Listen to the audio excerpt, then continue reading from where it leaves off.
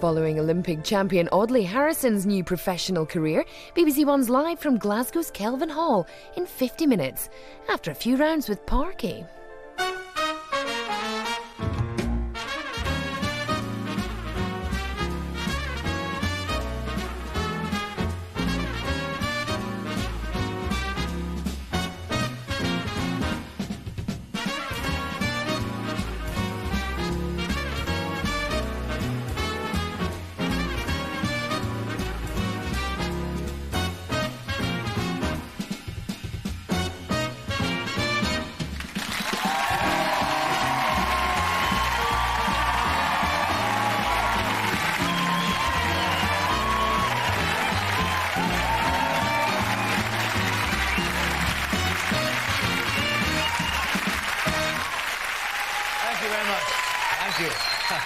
Calm down. Now on the show tonight, the tearaway from Liverpool who became a star. He is Ricky Tomlinson. Then the zany, talented Aussie who made a name on Not the 9 O'Clock News. In those days, she was Pamela Stephenson, actress and comedian.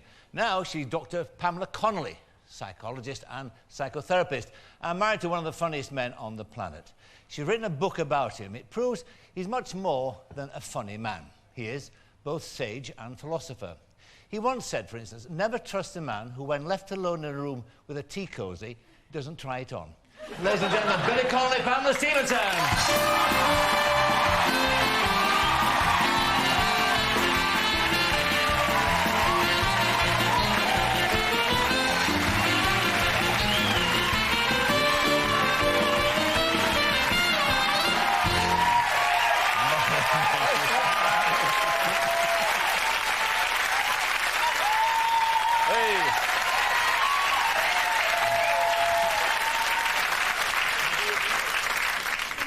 Very thoughtful of you to wear a tie that matches my husband's beard. It does too, isn't it? And also it begs the question, what's the most interesting wardrobe at home, you or Billy? Well, I'm very boring these days. He's the peacock. Oh, yes. I mentioned, in fact, when I told the audience before you came... This is the place, of course, where you met, isn't it, 21 years ago? It might be right in... Is this the exact studio? It might be this studio, because Not the 9 O'Clock News was done certainly from one of these studios. Did you see us going down the stairwell like Hansel and Gretel? We don't walk with that, no. The last time we talked, in fact, you were a Pamela Stephenson, comedian and actress, and now you're a doctor. Yes, I am. Yeah, psychotherapist. I went back to school and studied, got a PhD a few years ago. Yes. He's a doctor too, of course, isn't he? I'm not saying anything at this point. Is this a matter of some sort of concern to you? You should have been there. What? Tell us what it is about. When the letter came through the letter box. And I went in and I said, how would you feel if... should I accept this? They're going to make me a doctor in Glasgow. Bastard! It's only 6 years, darling. Only 6 years work. They gave me one for bugger all. And the best thing was when I didn't get to make a speech, and I was really brassed off because I was determined to tell them it's the absolute truth that I've only been in Glasgow University twice in my life. And once was to see my daughter graduate, and the other time was to deliver coal. You're a doctor of letters now. I'm a doctor of letters. Most of them F's and B's.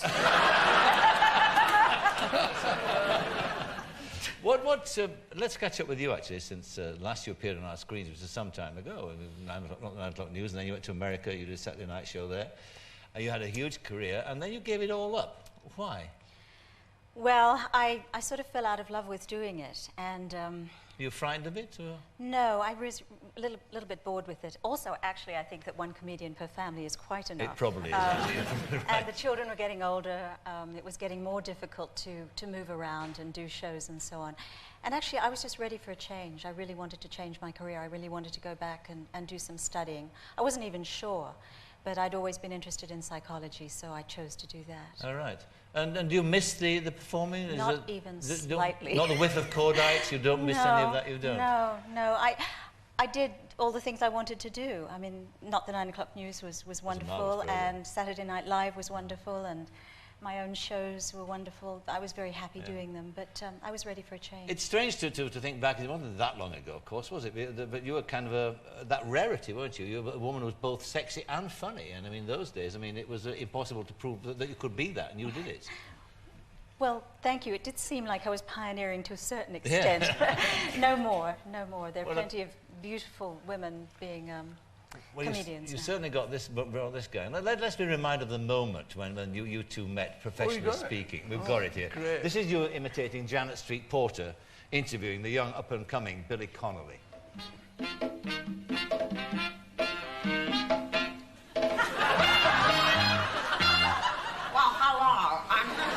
Tonight I'm talking to Billy Connolly, a well-known Scottish comedian. Billy, I understand that when you first came to England, people had a lot of trouble understanding your accent. Is that right? Sorry?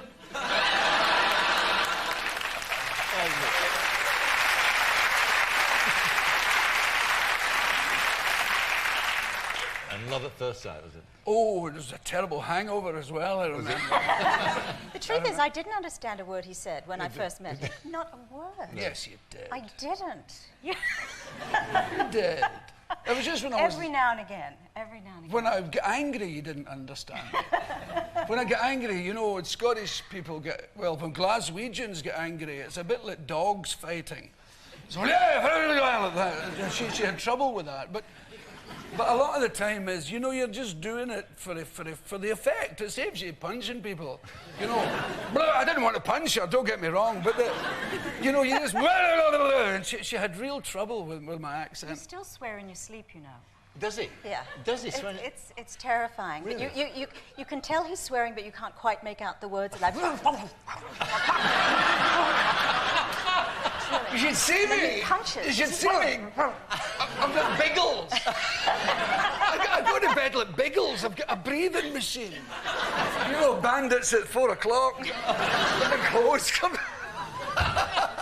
I've got this sleep apnea because I die in the middle of the night. You know.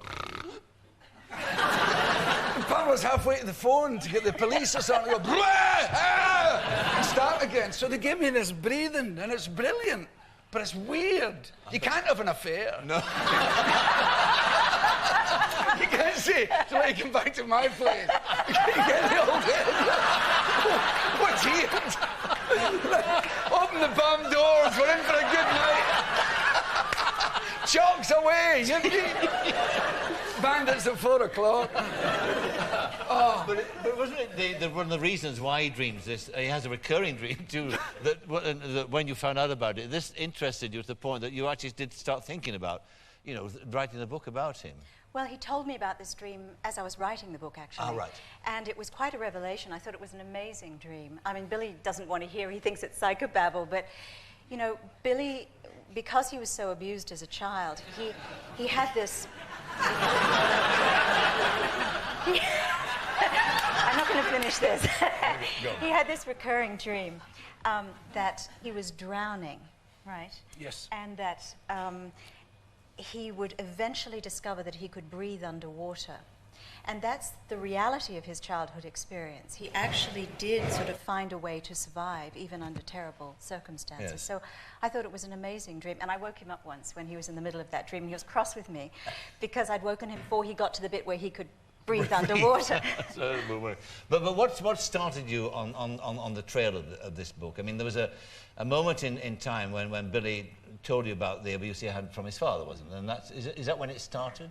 I began to think, well, nobody really does understand just how amazing Billy's survival has been, just how he's moved from this terrible place in childhood through to doing what he's done today. And he's really overcome an awful lot. And I think that it's very nice for people to know that and to really recognize that about him, including family members who'd never known. Well, I was going to say, I mean, that must have been the worst part to face up to, wasn't it? The family, well, some of the family didn't know that this abuse had been taking part. I mean, it wasn't just sexual abuse, it was physical abuse as well. Yeah. And it was not just your father, it was an auntie as well, and it happened at school as well. I mean, in fact, everybody seemed to want to beat you up when you were a kid. I mean, I just... It was very bad luck, you know. No, there was a lot of bad luck involved. I got the nightmare school teacher all the time. Yes. You know, I just bundled from one nightmare to another until you think maybe that's the way it is, you know. Yes. Just, you get beat and that. You chose to go out on stage, and your act's based on telling about your childhood. And I've told them my whole life. Everything. Except Pamela doesn't know the half of it. There's new stuff about her in the new show. I have my spies. Yeah. What were you saying? I was just saying about when you went on stage and your act was very much telling people about yourself. Yeah. And you talked about this childhood, which all right, was poor, but it was funny. I mean, it was great. But it can't have been great. I mean, no, there was misery involved, but you can leave the house. You're not stuck there for your whole life. I had great pals, and we dived around doing great boy things and stuff. And another thing is I refused to do my homework for many years, and I kept promising I would do it. And I got beaten every day, and I grew to really like it, you know. You know, there was a real high noon situation every morning with the teacher and me, and you go, shh, okay, fine, wait, sit down again. And it's like, and you know, when the worst thing that can happen to you in a tough situation like Glasgow or Liverpool or those towns, for me the worst situation was a good punch in the nose, and you realise it isn't all that sore. It isn't all that painful, you know. You go, oh, that'll do. So you want to fight all the time. It's not that bad. And what you see, she looks at me like a psychotherapist every time. I just think it's so terrible. See, my wife can ask you a question without saying a damn word. There's a silence happens. You know, there's a silence you can hear. You can feel it next to you. The silence, and you end up going, what? It's the weirdest thing. But I mean, that I can see the point you're making about that kind of physical abuse. But what about the other kind of abuse that you suffered? The sexual abuse? From your father. I mean, that must have been a terrible thing to have dealt with and to have understood as a child. You were 10 years old when it happened to you. Aye. You kept it secret all your life until Yes. you told Pamela. Aye. Well, first of all, tell us how you told Pamela. What It was the day of my father's death. And? He was about to die, and he He was was in hospital, about to sitting in the die. car. And we went downstairs for a minute, and I said, look, I don't know what to do, because I'd never confronted him, and I felt very, very guilty. It wasn't until I read later that no one or very, very few of the victims of this, although I don't see myself as a victim, but the very few people confront the person who did it. You know, your dad, you're desperate for him to love you, and you try your whole life to do things that he would like, you know. Like if you know he loves football and you try and you're not good, you want to be a cyclist, you know. But he calls cycling a Jessie sport, you know, and you run like a girl, you run like a big lassie, so I better try it. I'll be a mountaineer, I'll do something and you do your whole life to try and impress him, and it never really comes, because as you get older, his attitude towards you gets stranger and stranger. He expects you to confront him, and you're not going to do it. And this weird thing, the silence develops between you, which is very odd, the great unsaid. And then it goes from there to the guy giving you moral lectures about how to behave and blah, blah, blah, and you're letting his side down. And But you won't say, you wait a ever... minute, is it? Well, yeah, precisely. It turns out, well, you should bloody well talk. No, that's what you think you would do. But what happens is you're young and it gets kind of confusing, and you think, did it happen? Am I inventing the whole thing? And then later it comes back, of course it was real, of course it was stupid. You know, and you remember, the bit I always remember was the relief when we went on holiday, because we were in different rooms then. You know. Yes, and you're freed from yeah. that. Yeah. And I was dying to tell people, and I was dying to try and make fun of it and all that, because I made fun of the violence and stuff. And so I was trying to find a way of making fun of that, and I broached it a couple of times. I threw out a couple of little feelers. Yes, I know. But there's no colder subject on earth. No. You know. It's interesting, the way you edited your life, wasn't it, on stage, in a Yes. sense? Because, I mean, one of your funniest routines was going on holiday and wearing those... The big woolly swimming trunks. Oh, my God. No. It's good. The swimming trunks that get jealous of the seaweed. Have you ever had that? You know, where the wool gets heavy and the whole thing starts to do... Oh, God. this huge with a white belt and a pocket with a button on it. What were you supposed to carry in that pocket? I mean, and you know, it's made, you live in Australia now. You see these guys strutting up and down the beach, macho guys, but they've not swum in the North Sea. They've not done it. They've never swum in the North Sea. By God. They've never made that noise as the wave hits your testicle.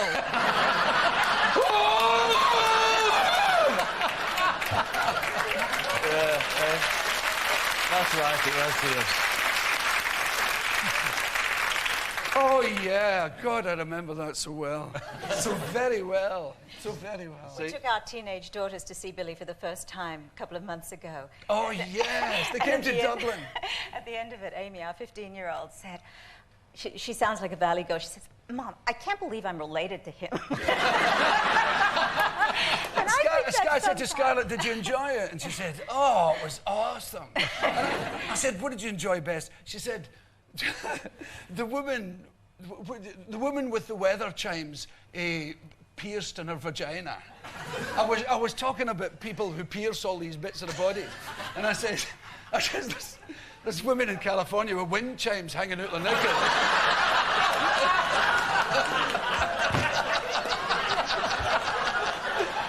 That was her favourite bit. Yes, Aye. But of course, you've had your nipples pierced, haven't you? Yeah, I don't have any more. I took them out in Mrs. Brown, you know. But when you get your nipples pierced, if you're one of the boys, if you're a real nipple piercing guy, not one of them silly one-ring people, you get a thicker one every year and through the hole. Ah, shut up. Is that the attitude that made this country great? Is that the attitude they had when they nipped off to do the ground nut scheme? And grinding your nuts is worse than piercing your nipples. So,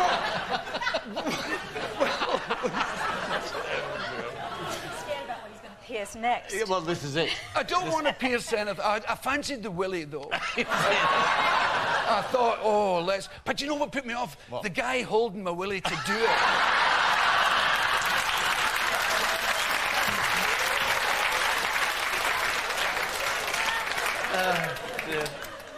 I'm losing the plot. I mean, got all this off your chest, and Pamela written about it, and it's a very moving and extraordinary story. It really is. It's funny too. I mean, because you can't help being funny. But do you know something, Mike? I don't want to appear the guy who came from a poor place and is famous and successful, and do you know that thing, that American sort of dream thing? Because when you live in a slum, it doesn't seem like a slum. It's a nice place to be. Yes. You know, the people are very, they're delightful. Yes. No, you don't get any... Everybody says they never broke into the houses. Nobody had bugger all. There was nothing to steal. What are you going to steal? Clothes pegs or something? The wireless, you know. So the place is okay. And when these things are happening to you, you're not sure if they aren't happening to everybody else as well. So you take it on board. And when they keep telling you you're stupid, you think, well, I must be stupid. And it kind of saves you. Yes. You know, you don't say, well, maybe there's something wrong with my brain, because nobody's going to help you with it. You know, so because you're working class, you're not going to get whipped along to have your brain looked at or whatever. So you just accept, and in accepting it, there's a great jolliness. And I managed to pass my 11 plus and go to the school with a blazer and all, you know. And I was all proud of it. And then it happened again, away down the Swanee. But there's again, I thought, I want to work in the shipyards anyway. I don't want your crap Latin. So off I went to be a welder. And that was great. Nobody asked very much of me there. So it's not like being a loser all your life. No. I would hate people to think that I was... Survivor, precisely. And see, what's interesting in Pamela, Pamela says in the book, she uses 3 words. She looks at you and she thinks, she feels envy, which is interesting, admiration and incredulity. And I think that anybody who reads the book would feel exactly the same. I mean, it's an extraordinary story. And she also makes the point, too, that really basically your psychotherapy has been going out on stage and talking to us, and that's what you did. Yeah. Plus having people like you, by the way, who showed Billy incredible friendship. Now, you're laughing at it, but it was incredibly important. And rock and roll, when I had rock and roll friends, you know, when Mick Jagger was my friend, and Paul McCartney, and people went, well, you know, it must be semi-okay. You know. The other thing, too, there... Keith Richards knows me.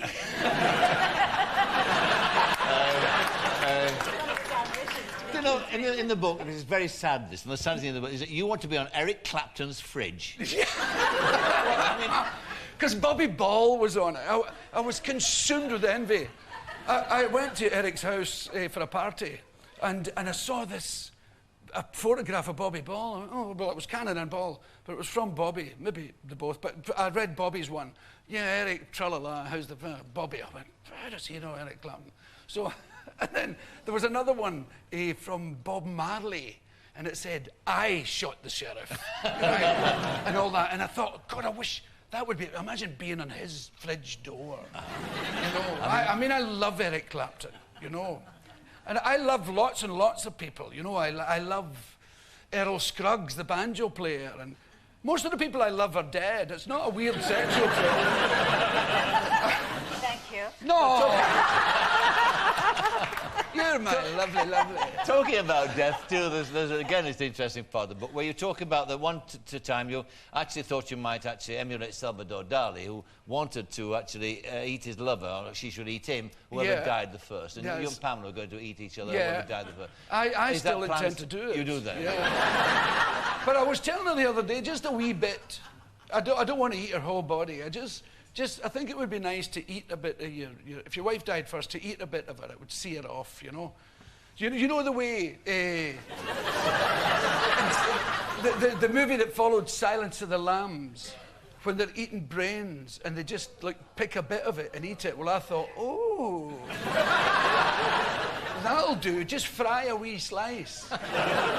You know what I mean? Which bit, darling? I've got my bit picked out. You've also got the tombstone sorted out, haven't you? Yeah. Go on, tell us. I want, and Pamela has promised to do it, I want the tombstone to read, Jesus Christ is at the time already.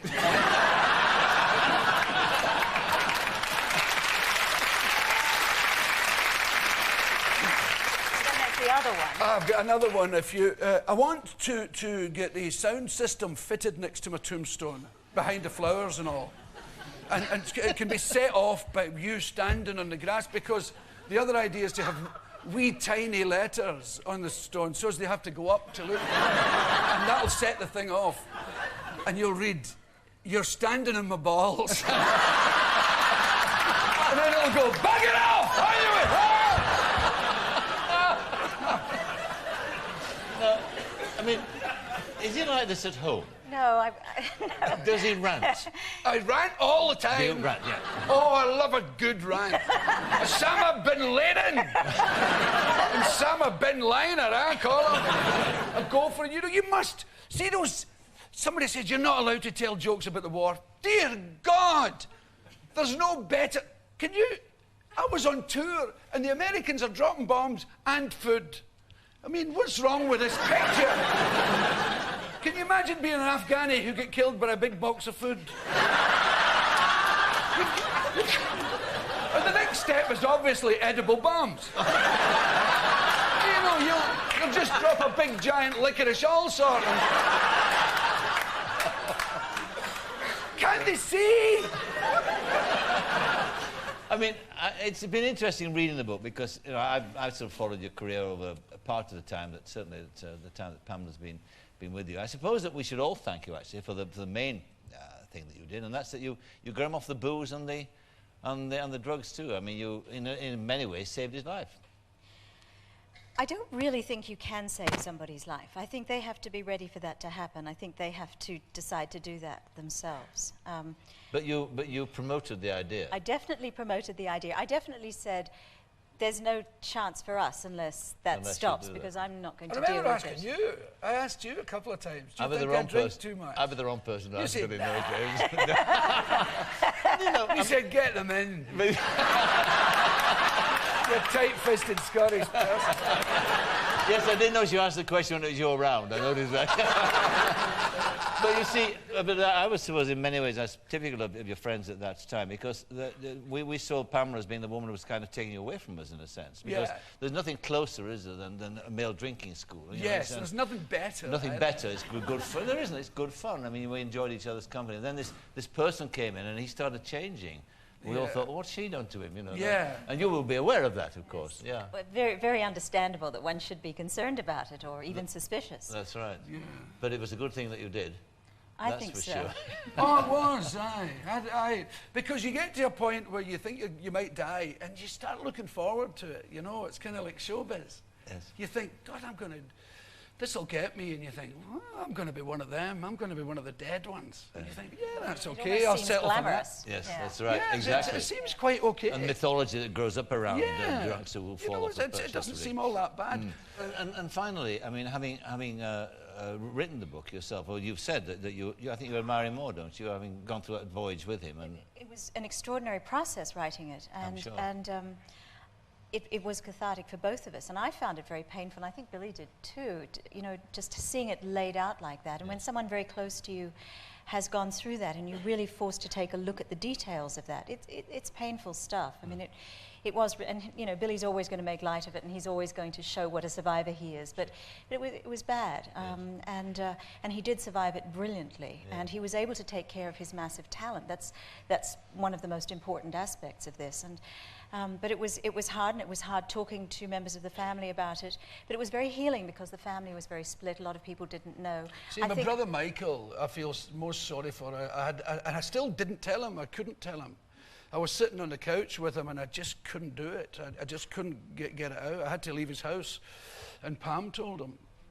I don't know why, because I'm usually much braver than that, but I just couldn't get the words out. Billy gave me permission to tell him. And Michael was much closer to my father than I was, you know. He lived there for years after me, you know. And very nice to hear Michael and others say to Billy, that must have been so awful for you. That must have been dreadful. Because I thought they would take it extremely badly. Yes. That maybe I was lying, or maybe I was looking for publicity.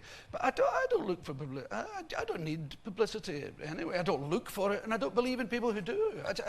But do you feel different now that it's out in the open, now that you... Yes, I do. I feel great. I went to a shrink in Los Angeles at Pamela's behest. I didn't believe in them. Because after my father's death, I was kind of troubled by it, you know, that I'd never done anything about it. And he treated me, and it was brilliant. It was absolutely stunning. And so I was kind of over it. But now that it's all out, it's great, because I've got no one to hide from at all. The trouble is that in families where there's been abuse, all these secrets are held in. Yes. And the secrets propagate the abuse. Yes. And imagine getting to adulthood and not knowing this very, very important thing about a major member of the family. And so the fact that the secrets were busted through the writing of the book, I think was a very positive thing. And people actually were able to talk to each other. And, you know, Florence, Billy's sister, was always his greatest guardian angel, and I think it's probably been a great relief to her to have it out and not have to hold the secret either. I think so too. Well, it's a remarkable read about an extraordinary story, and thank you both for talking about it. Pamela Stephenson, Billy Connolly. Thank you.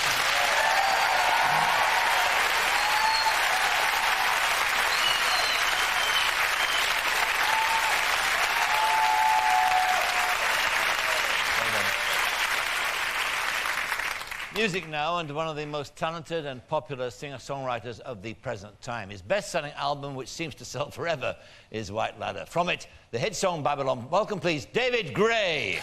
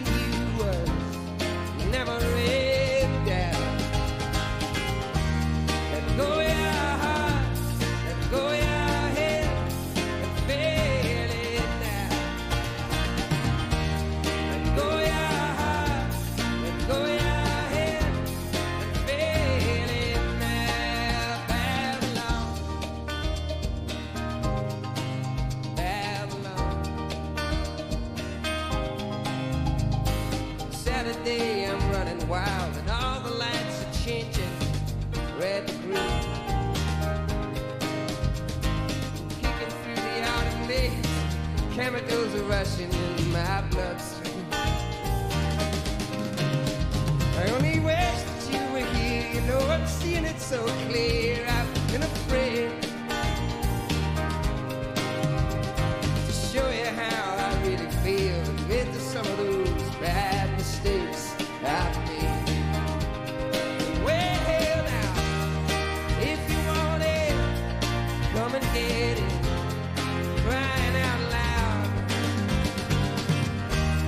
The love that I was giving you was never in doubt. Let me go your heart, let me go your head, and feel it now. Let me go your heart, let me go your head, and feel it now. Let me go your heart, let me go your head, and feel it. Let me go your heart, let me go your head, and feel it now. Babylon, Babylon, Babylon, Babylon, Babylon.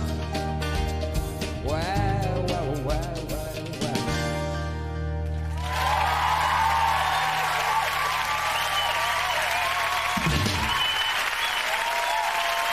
Thank you.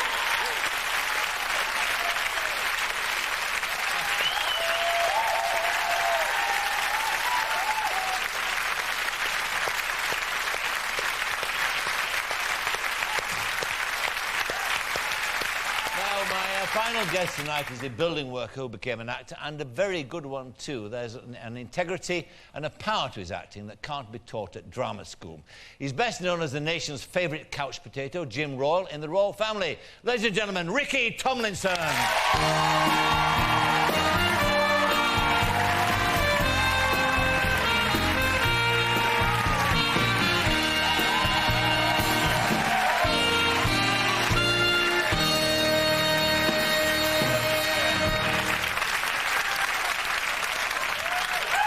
I love the air. It's great, isn't it? Got half a pound of margarine on that. It's a good one. It's your own too, It's isn't it? my own. Right, God, yeah. it is. We're Yeah. proud of that, mate. It's a real bonds of that. Is that going back in your youth? This goes back to Liverpool when I used to go to the Grafton on a Saturday afternoon Right. to the tea dance. And it was just called a tea dance, and it was a shilling, 5p. And you went into the dance and you got a cup of tea and a biscuit. And you used to have like a little trio. And then the fella used to come and play a few records, and we used to start jiving and used to get thrown out. Because they wouldn't allow you to jive. I remember that. I remember. Devil's Remember the music. night we were dancing together? We got thrown out. I'll never forget it. No, but he threw us out for jiving, yeah. There's a great affinity between you two in a sense. I mean, Glasgow, Liverpool, and welder, builder. Yeah. Banjo players. Banjo players. Yeah, Good we're one both and a bad banjo one. players. That's the game. And also, I mean, the difference is that Billy's not been to prison and you have. He should do with an act like No, that, no. though.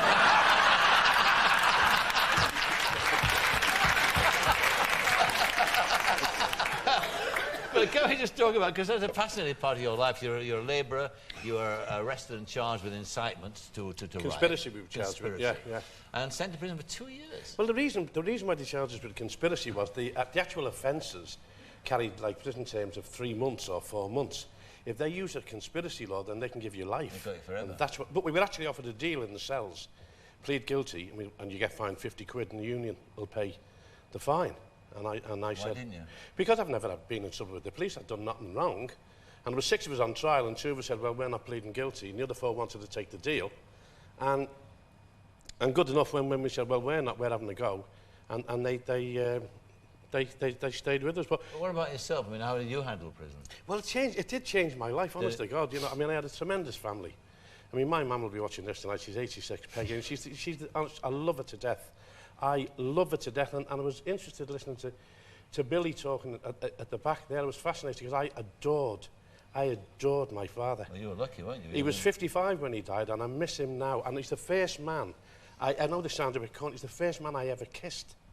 And I kissed him when he was in hospital, and I wouldn't go in to see him. I couldn't, and I was a rough and tumble merchant to take my coat off and have a little go over and all that. What was wrong with your dad? He was dying of cancer, right. and they had him in Clatterbridge, and my eldest brother, who is adorable, I've got 3 brothers, and he said, we're going in to see my dad tonight, and I said, I'm working, I'm doing a little gig, and he went, no, we're going in to see my dad. And I said, Albus, I'm working. I said, yeah, and he said, and I never thought that with my brothers, particularly him, and he went, we're going in to see my dad. And I thought, and the lads went down and gave him football magazines and this and that, and I went down, and he didn't eat confectionery, my dad, he didn't eat sweets or anything, and I gave him a penny bar of chocolate, and put my arms around him and kissed him, and he said, I know. He said, he knew why I hadn't been in to see him. And I started crying, and he just said, take me home.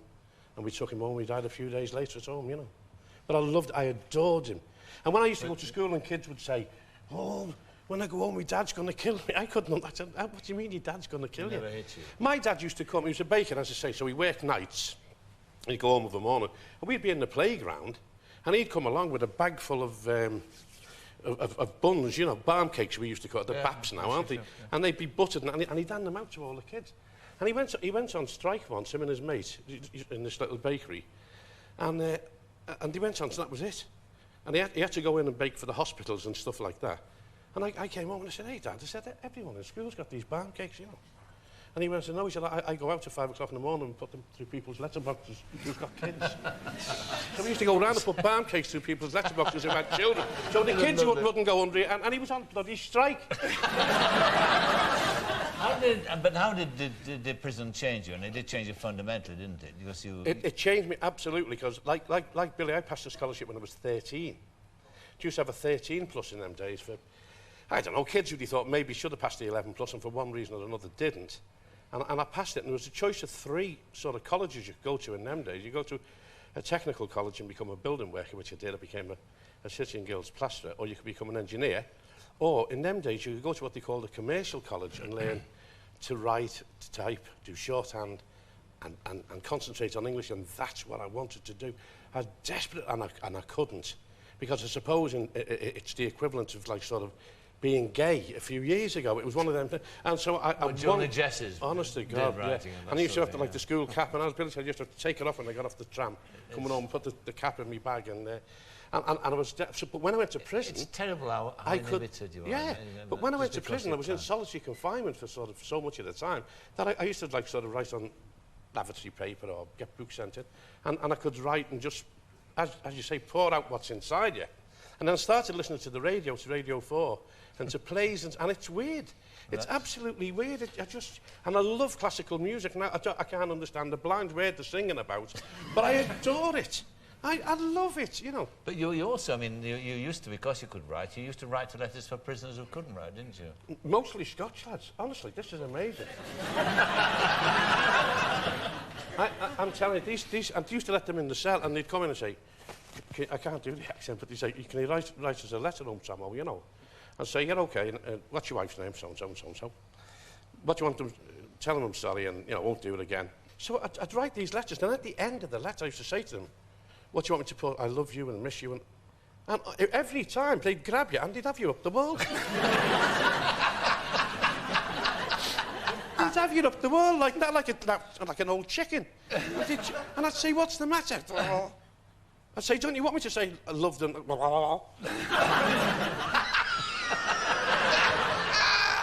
They couldn't say the word love. No. They couldn't say it. So I used to put it and send them up. And then, you know, a week or 2 later, they'd come back and say, can you read that back?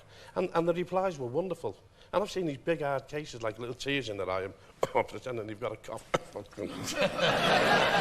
and it was wonderful, but, you know, it was a nice experience, you know. Well, when you came out of prison, of course, I mean, you got the double whammy, because when you came out, you'd been blacklisted by the buildings, weren't you? Oh, yeah. So you couldn't work?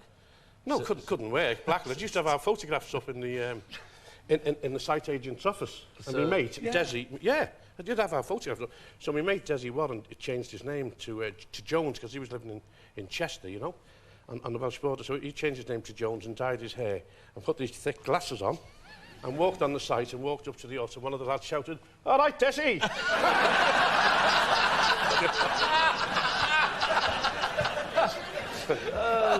So you made a living by going out playing your banjo? I've done anything. I'll clean windows. I've done a bit of busking. Got a job my brother was the consec at one of these British Legion clubs, you know. And he said, "There's a fellow going on holiday. There's a fortnight's work there if you want to comp." That was like, let's just Saturday and Sunday night, the 2 nights for 2 weeks. I said, yeah. And I went and I ended up staying 18 months, you know. You played some rough clubs too, didn't you? Oh! Seriously, I used to play the clubs in Liverpool with a little trio called the Wooden Nickel. We used to do this club called the Colombo Club. So we'd get in this old van, throw an amplifier in and the banjo and the guitar, and shoot down. And the place was full of gangsters. And the only women who went in there with like streetwalkers and girls off the ships, girls working the ships, you know. So we're playing one Sunday afternoon, and we used to play from 3 till 5. And we didn't know at the time we had no licence, nothing. And the guy who owned the club was called Tony Gallagher, who was a little Irish guy, being a little professional boxer, bantamweight or something. And the next thing is these fellas come in the club with the shotguns, and so there's both barrels everywhere. So I threw myself under a beer mat on the stage. And we're like that, and we're watching the smoke. It's like a Western. We're watching the smoke rise. And all these fellas who threw themselves under the table, because they all thought it was for them. And they're all like that, looking over the table. And Tony Gallagher, this is the truth, he was at the far end of the club, and he vaulted the bar. And he was only a little guy. And he ran right through, jumped on the stage, grabbed the microphone, and said, "That's it! Shotguns in my club! In future, no one gets in unless they've got a tie on!"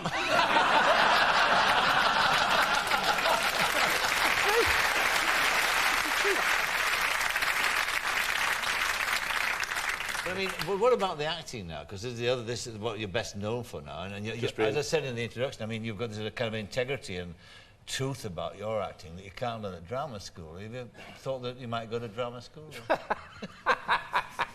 Oh, don't need to take the lead off the roof. No.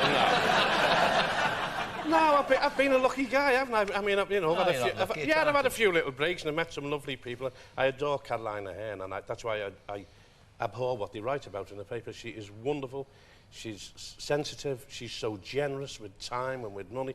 She treats the cast and the crew like no one I've ever worked with before. She's wonderful. You like the Jim Roll character? Well, he's me, isn't he? He's me. My Rita's out there, somewhere out there, and she's probably asleep, but she's out there somewhere. and we get there's only me and Rita live at home. And when the phone bill comes, I go bonkers. I say, "Oh, what's that? How can that be that? How can that?" And as I'm talking, I'm switching the lights off. How can that be? What, do you get the street recognition, do you? I'd done... a fella phoned me up from Bolton, and he said... I can't do the accent, but the accent's wonderful. He said, "Rick," he said, "I'm at this football do." He said, "You've got 6 or 7 young teams here." He said, "And one of the players from Bolton should have come to present the prizes and the medals." He said, "And he's let us down." I said, "Malcolm," I said, "It's 8 o'clock, I've just got in from work." "Oh," he said, "they're not after." I said, "Well, I'll tell you what, I'll grab a few photographs, but it'll take me an hour to get there." Liverpool to Bolton, you know. Yeah. She said, "Where are you?" I said, "Oh, I'm going." Anyway, I goes and there's about 100 kids there, because there's 7 teams, there's 12 or 14 in the team with and this fella and the player of the year. And so I thought, here we go, let's get stuck in. So I goes in, and you know the score, you pick up the trophy, they read the name out, the kid comes over, you hand it with the left hand, you shake hands with it. And I was thinking, I'll try and change. I said, well done, well played. And every one of them said to me, "My arse." Every one of them.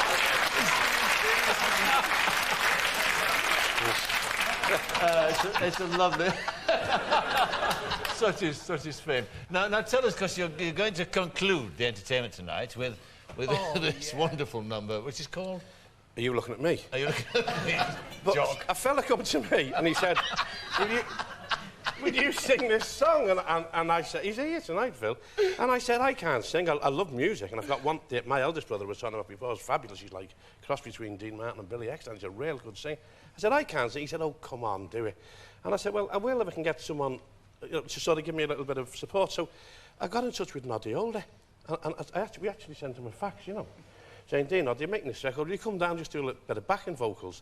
Because he's got like a very cultured voice, Noddy, hasn't he? He's like same elocution teacher as me. He's a lovely boy, lovely singer. And he sent a letter back saying, what are you offering?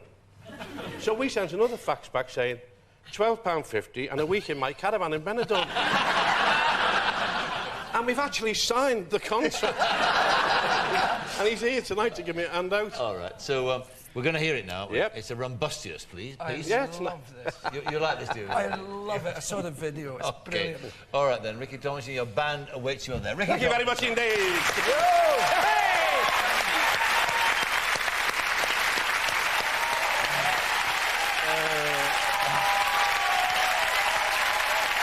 My thanks to Ricky Tomlinson, Pamela, Stephenson, Billy Connolly and David Gray. Next week, my guests are Stephen Fry, Gabrielle, Larry Hagman and Cher. We leave you now to the tender mercies of Ricky Tomlinson and his band as they knock the stuffing out of a song of our times called Are You Looking At Me? From all of us here, a very good night. Good night.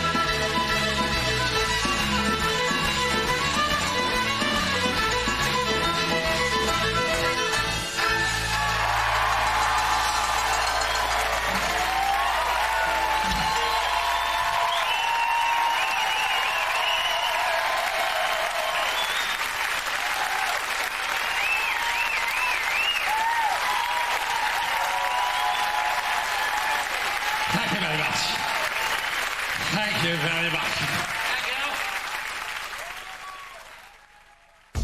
William, the student prince.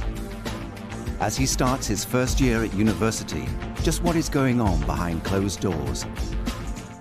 This autumn on BBC One, a secretly filmed documentary series showing private moments in the prince's life has been replaced in the schedules by a quiz show about the news. Evening. Sorry about that. Have I got news for you? Friday at 9, make it part of your Friday night on BBC One. Staying in is the new going out. Now now BBC One live to Glasgow's Kelvin Hall to see if Audley Harrison can make it 3 in a row.